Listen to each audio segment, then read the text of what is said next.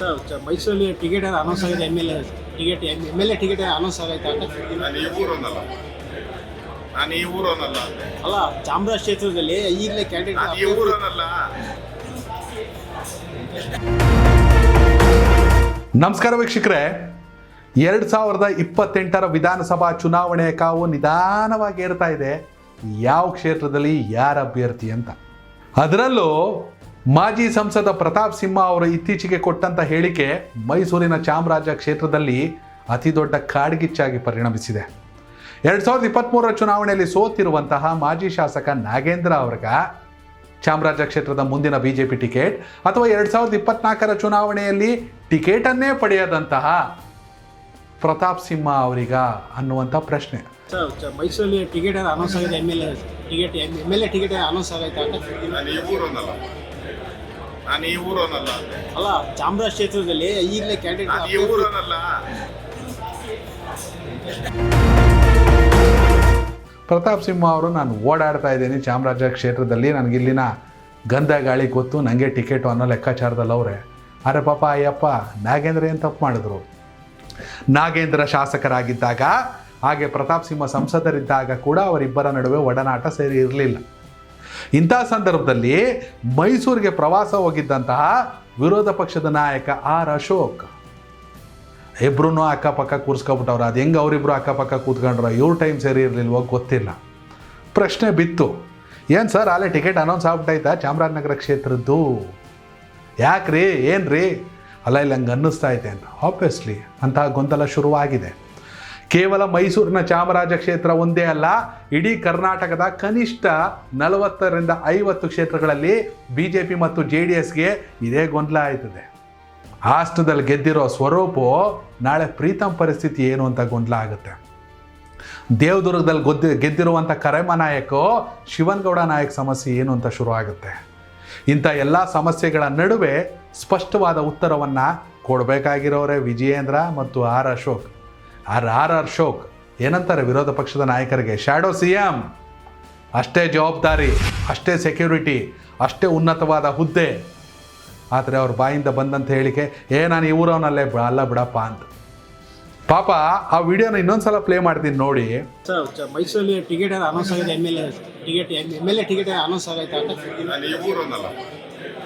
ನಾನು ಈ ಊರನಲ್ಲ ಅಲ್ಲ ಚಾಮರಾಜ ಕ್ಷೇತ್ರದಲ್ಲಿ ಈಗಲೇ ಕ್ಯಾಂಡಿಡೇಟ್ ಈ ಊರನಲ್ಲ.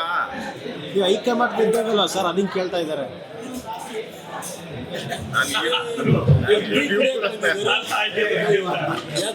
ಅಲ್ಲ ಕೇಳ್ತಾ ಇದ್ದಾರೆ, ಕೇಳಕ್ಕೆ ಕೇಳಿದ್ರು ಅದು ಕೇಳಿದ್ದೀನಿ. ಈಗ ಯಾರಪ್ಪ? ಯಾರ್ಯಾರು ಹೆಸರು ಹೇಳು. ಒಂದು ನಿಮಿಷ ಬಿಡು, ಕಾಫಿ ಕೊಡ್ತೀನಿ ಅಂತೀನಲ್ಲ ಆಚೆ. ನೀವು ಕಾಫಿ ಕುಡಿ. ಅವ್ನು ಕೇಳಿದ್ರೆ ನಾನು ಕೇಳಿದ್ರೆ ಅಲ್ಲ ಸರ್, ಏನಿಲ್ಲ, ಇದಾಗುತ್ತಾ, ಇದು ಹಿಂಗೆ ಮುಂದೆ ಹೋಗುತ್ತಾ, ಪಕ್ಷಕ್ಕೆ ಡ್ಯಾಮೇಜ್ ಆಗುತ್ತಾ ಅಂತ ಅಷ್ಟೇ. ಹೌದು, ಈ ಕ್ಯಾಂಡಿಡೇಟ್ಗಳದ್ದು ಆರ್ ಅಶೋಕ್ ಅವರ ಎಡಭಾಗದಲ್ಲಿ ಕೂತಿರುವಂತಹ ಮಾಜಿ ಸಂಸದ ಪ್ರತಾಪ್ ಸಿಂಹ ಅವರಿಗೆ ಒಂದು ರೀತಿ ಕಾಮಿಡಿ, ಒಂದು ರೀತಿ ವ್ಯಂಗ್ಯ, ಅಯ್ಯೋ ಏನಪ್ಪ ಇದು ಅಂತ. ಆದರೆ ರಾಜಕೀಯದಲ್ಲಿ ಏನೋ ಸಾಧಿಸಬೇಕು ಅಥವಾ ಏನೋ ಮಾಡಬೇಕು, ಸೋತ್ಬಿಟ್ಟಿದ್ದೀನಿ ಅಂತ ಬಲ್ದೆ ಕಡೆ ಆರ್ ಅಶೋಕ್ ಅವ್ರು ಬಲ್ದೆ ಕಡೆ ಕೂತ್ಕೊಂಡಿರೋ ನಾಗೇಂದ್ರ ಅವ್ರಿಗೆ ಆತಂಕ, ಅಶೋಕಣ್ಣನ ಬಾಯಲ್ಲಿ ಏನು ಆನ್ಸರ್ ಬರುತ್ತೆ ಅಂತ. ಆರ್ ಅಶೋಕ್ ಸ್ಮಾರ್ಟ್ ಆನ್ಸರ್ ಕೊಟ್ಟಿದ್ದಾರೆ, ಆದರೆ ಜವಾಬ್ದಾರಿ ಆನ್ಸರ್ ಅಲ್ಲ. ಪ್ರತಿಪಕ್ಷದ ನಾಯಕನಾಗಿ, BJPಯ ಹಿರಿಯ ನಾಯಕರಾಗಿ, ಮಾಜಿ ಉಪಮುಖ್ಯಮಂತ್ರಿಯಾಗಿ ನಾನು ಈ ಊರವನಲ್ಲ ಬಿಡಪ್ಪ ಅಂತ ಹೇಳೋಕೆ ಅವ್ರು ಯಾರೋ ಗ್ರಾಮ ಪಂಚಾಯಿತಿ ಸದಸ್ಯ ಅಲ್ಲ, ಅಥವಾ ಮೈಸೂರಲ್ಲಿ ಎಲ್ಲೋ ಕಟ್ಟೆ ಮೇಲೆ ಕೂತ್ಕೊಂಡು ರಾಜಕೀಯ ಮಾತಾಡ್ತಾರಲ್ಲ ಆ ರೀತಿ ವ್ಯಕ್ತಿ ಅಲ್ಲ. ಅವ್ರಿಗೆ ತನ್ನದೇ ಆದ ಹುದ್ದೆ, ತನ್ನದೇ ಆದ ಜವಾಬ್ದಾರಿ, ತನ್ನದೇ ಆದ ಅನುಭವ ಇದೆ. ಜವಾಬ್ದಾರಿಯಿಂದ ಇದು ಚರ್ಚೆ ಮಾಡುವ ಸಮಯ ಅಲ್ಲ. ಸಮಯ ಸಂದರ್ಭ ಬಂದಾಗ ಎಲ್ಲವೂ ಸ್ಪಷ್ಟ ಆಗುತ್ತೆ ಅಂತ ಹೇಳಿದ್ರೆ ಮುಗಿದೋಗಿತ್ತು. ತಪ್ಪಿಸ್ಗಳದೇ ನೋಡ್ತಾವ್ರೆ, ಬಿಟ್ಬಿಡ್ರಿ ಸಾಕು, ನಾವು ಎಲ್ಲಿ ಕೂತ್ಕೊಂಡ್ರು ಸಮಸ್ಯೆ ಅಲ್ಲಪ್ಪ ಅಂತ. ಇಲ್ಲ, ದಯವಿಟ್ಟು ಕ್ಯಾಮ್ರಾ ಆಫ್ ಮಾಡಿ, ಇದು ಪ್ರಶ್ನೆ ಕೇಳೋ ಸಂದರ್ಭ ಅಲ್ಲ. ನಾವು ವೈಯಕ್ತಿಕವಾಗಿ ರಾಜಕೀಯವನ್ನು ಮೀರಿದ ಸ್ನೇಹದಂತೆ ಎಲ್ಲರೂ ಕೂಡ ಉಪಹಾರ ಸೇವಿಸಕ್ಕೆ ಬಂದಿದ್ದೀವಿ ಅಂತ ಹೇಳ್ಬೋದಿತ್ತು. ನಾನು ಈ ಊರವನಲ್ಲ, ಆ ಪ್ರಶ್ನೆ ಯಾರು ಕೇಳಿದ್ರು? ನಾಗೇಂದ್ರ ಅವ್ರ ಮುಖ ನೋಡಿದ್ರೆ ಅಯ್ಯೋ ಪಾಪ ಅನಿಸುತ್ತೆ. ಪ್ರತಾಪ್ ಸಿಂಹ ಅವರ ಮುಖ ನೋಡಿದ್ರೆ ಏನೋ ಲೆಕ್ಕಾಚಾರ ಜೋರಾಗಿ ನಡ್ದೈತೆ ಅನಿಸುತ್ತೆ. ಇಲ್ಲಿ ಪರಿಸ್ಥಿತಿ ಬೆಕ್ಕಿಗೆ ಚೆಲ್ಲಾಟ, ಇಲಿಗೆ ಪ್ರಾಣ ಸಂಕಟ ಅಂತಾರಲ್ಲ ಹಾಗೆ. 2024 ಲೋಕಸಭಾ ಚುನಾವಣೆಯಲ್ಲಿ ಯದುವೀರವ್ರಿಗೆ ಟಿಕೆಟ್ ಕೊಡ್ತಾರಂತೆ ಅಂದಾಗ ಇದೇ ಅನುಭವವನ್ನು ಪ್ರತಾಪ್ ಸಿಂಹ ಅವರು ಕೂಡ ಅನುಭವಿಸವ್ರೆ. ಆದರೂ ಈಗ ಅವರು ಅದೇ ರೀತಿ ಆಟ ಆಡಕ್ಕೆ ಹೊರಟವ್ರೆ. ಈಗ ನೋವನ್ನು ಅನುಭವಿಸ್ಬೇಕಾಗಿರುವಂಥ ಪರಿಸ್ಥಿತಿ ನಾಗೇಂದ್ರ ಅವ್ರದ್ದು. ಪ್ರತಾಪ್ ಸಿಂಹ ಅವ್ರು ಕಲ್ಲು ಹೊಡಿತಾವ್ರೆ. ಪ್ರತಾಪ್ ಸಿಂಹ ಅವ್ರಿಗೆ ಆಗಲ್ವಾ? ಖಂಡಿತವಾಗ್ಲೂ ಒಳ್ಳೆ ಲೀಡರ್ ರೀ, ಕೆಲಸ ಮಾಡೋರೆ, ಇಲ್ಲ ಅಂತ ಏನೋ ಅಲ್ಲ. ಆದರೆ ಗೊಂದಲ ಅದೇನೋ ಒಂಥರ ಸುಮಾರು ಜನ ರಾಜ್ಯ ರಾಜಕೀಯಕ್ಕೆ ಮರಳಬೇಕಂತ ಅವರಂತೆ.